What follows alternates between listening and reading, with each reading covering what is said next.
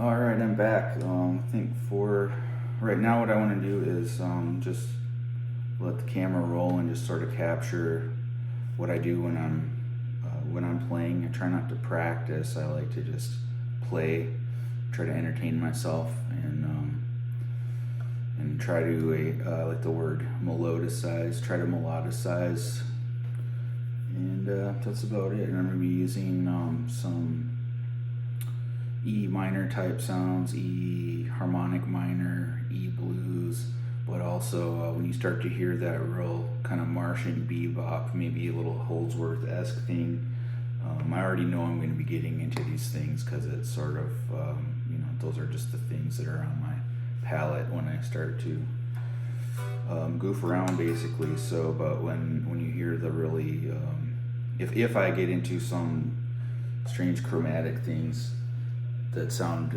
they sound rather alien. That's what that stuff is. So here we go. I'm just gonna play a little while, and hopefully it's interesting.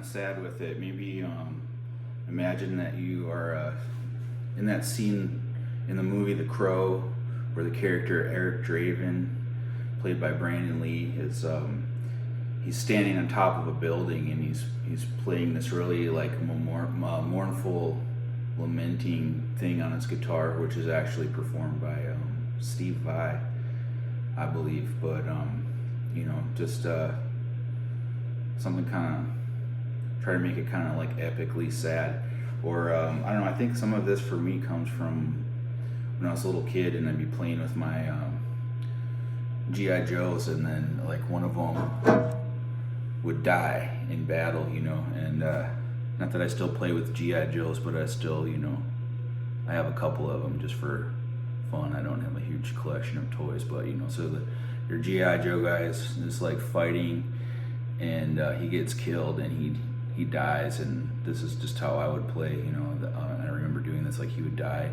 and I would make him like float up like he was going to heaven, and I would kind of hum or sing like a creepy, really sad little thing. So basically I'm just thinking about trying to create, hopefully, like a feeling, but so maybe that's a little bit abstract, but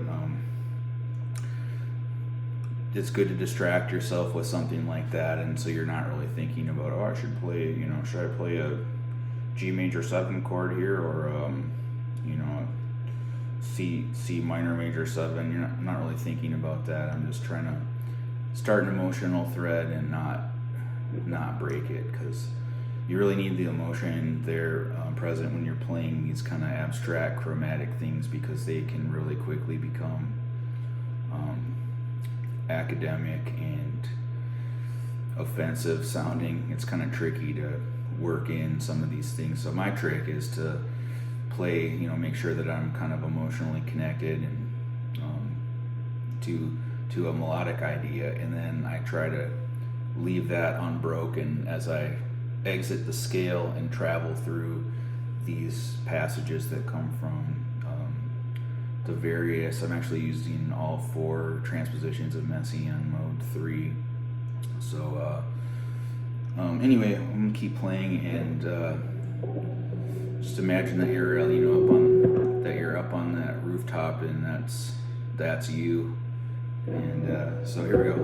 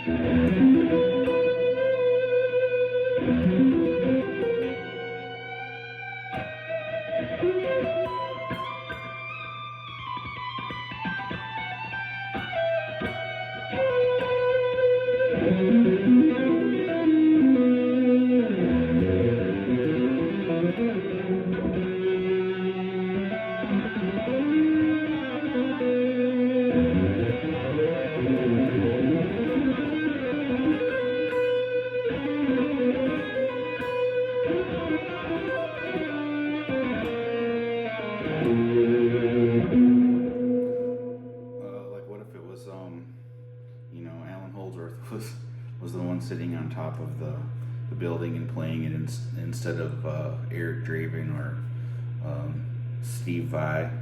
You know, he's up there wailing, making his guitar sound like a saxophone, and you know.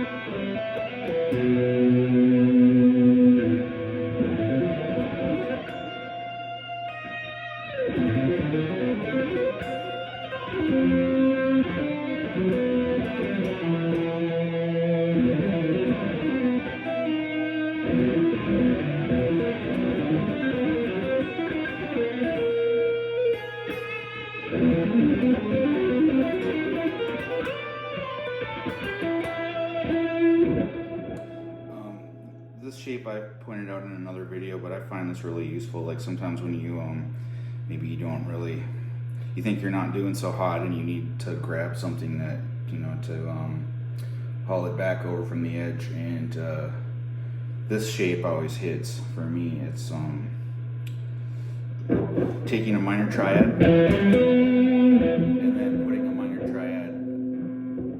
minor triad up a major seventh from that, which is equivalent to, you know, going down a half step. So basically I'm taking an E minor triad, and then stacking an E flat minor triad on top of that.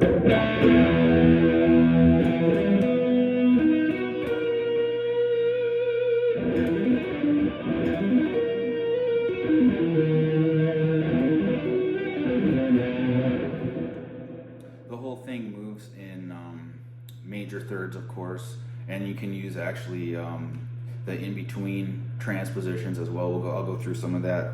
So like, but if I just stick to one transposition and do this, I'm playing them a minor triad in kind of like 6 different places. It sounds like you're playing in 6 different keys at once, which is pretty wild. But yeah, I'll take that shape and just, you know, so it's here. Sometimes I slide up a half step and then down a half step on the bottom, so like this.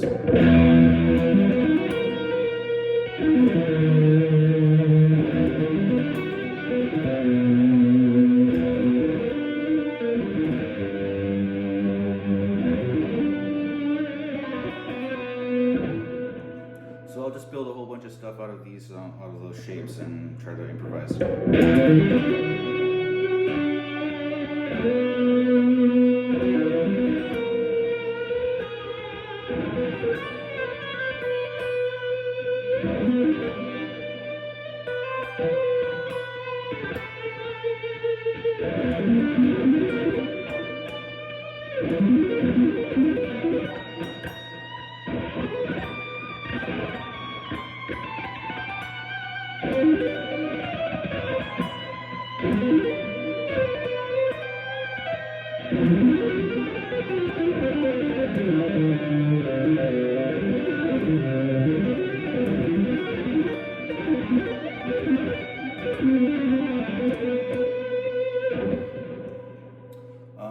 Let's try one where it uses all 12. So if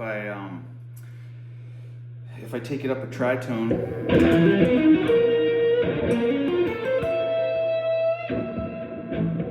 and attach that to every one of those shapes.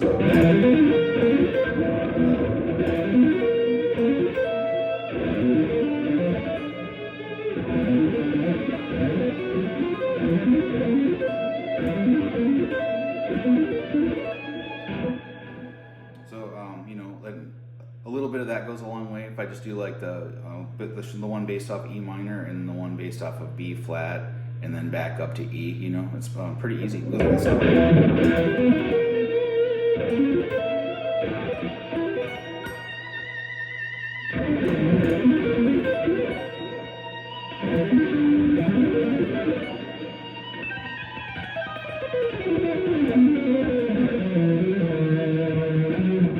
That's a pattern I showed in another video, so that, you know, you tend to like cascade up with some kind of arpeggio thing, and then you can melodicize and play some kind of crying out, screaming type of things on top. I think that sounds pretty cool.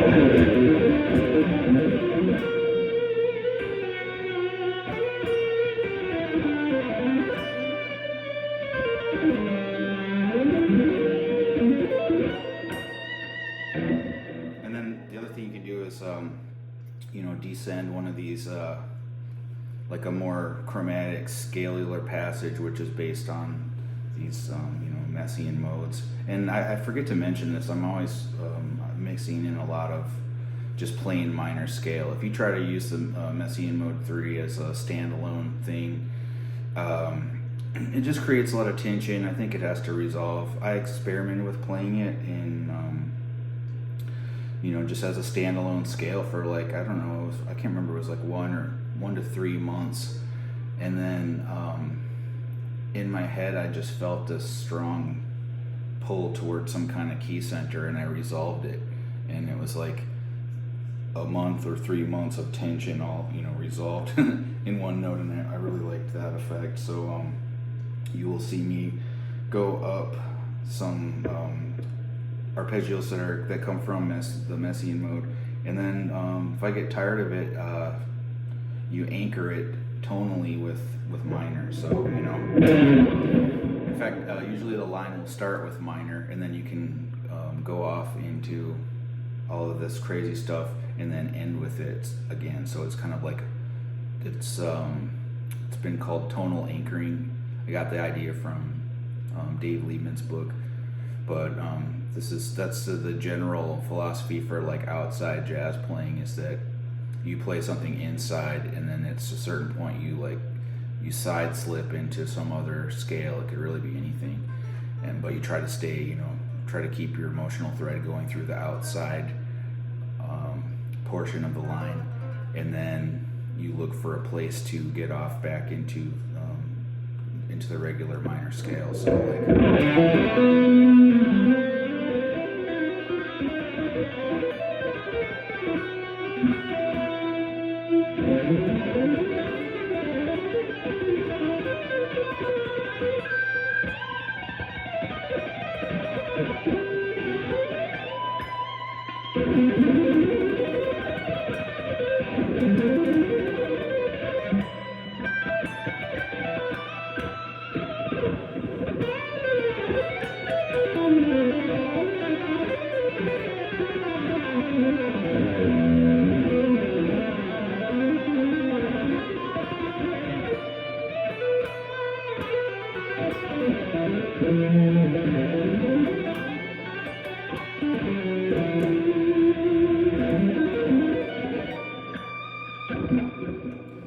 there, I just took that arpeggio from a few minutes ago and moved it, instead of going down in major thirds, take it up in minor sixths, because the minor sixth is going up in minor sixth is just the inversion of going down in a major third. So this is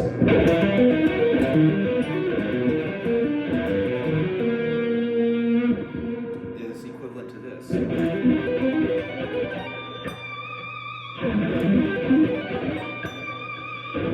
So yeah, there's all these kind of crazy arpeggios like that. Like if I took maybe this shape, take that up in minor sixths too. So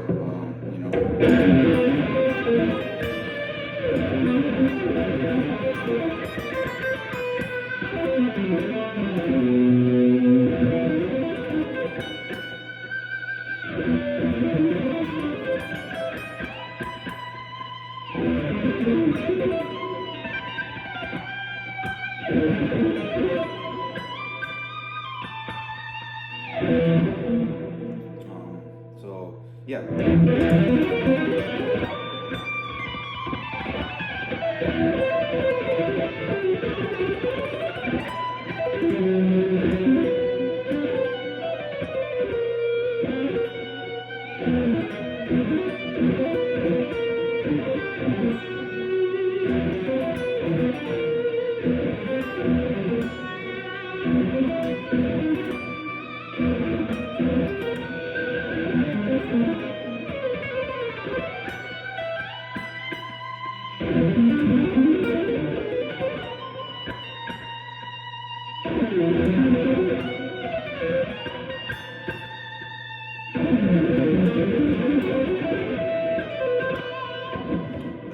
Something I was doing in another video. That's closed voiced half diminished arpeggios moving up in major thirds. So imagine it all over E minor.